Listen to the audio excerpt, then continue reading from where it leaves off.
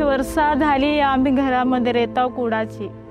उन्हाचे ऊन लागतं, हिवाचे हिव लागतं, पावसाचे पाऊस जर आला तर ते कापड सगळं उडून जातं घरावरची.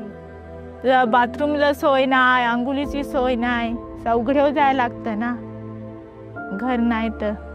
ते आता ते बारीकचं आहे घर, त्याच्यात त्याला नीट अभ्यास करता नाही, जागाच नाही मोठी. जराशी जागेत सगळाच ठेवून ना सगळं आम्ही बनवून जागेवरच खातो, तिथंच झोपतो. आकाशात नाही, विजा चमकायला लागल्या का घरात त्याचा पूर्ण उजेड, घरात धावते सारखी वीज असे होते.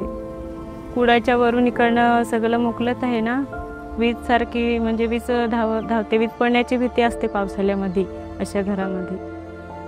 अंघोळ करायला रात्रीच्या संध्याकाळ पडले का अंधार पडायच्या अगोदरच अंघोळ करून राहतो. बाथरूम आहे ते साधं बनवलेलं आहे, कच्चं ना. काही संध्याकाळी जनावरे काही निघतात.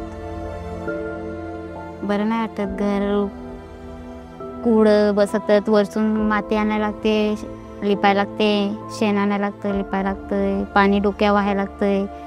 पाणी आणायला जायला 1 तास, येण जाणं 1 तास होतो. माझं घर आहे कुडांचं, म्हणजे मी दिवस मजुरी काम करतो. मला फक्त महिन्याचे माझे पडत असेल 3-4 हजार रुपये पडतात. तर मी बायकोला पोचतो, पोराला करतो, तर त्याच्यामुळे मला ऐपत होत नाही माझ्या घर बांधायची.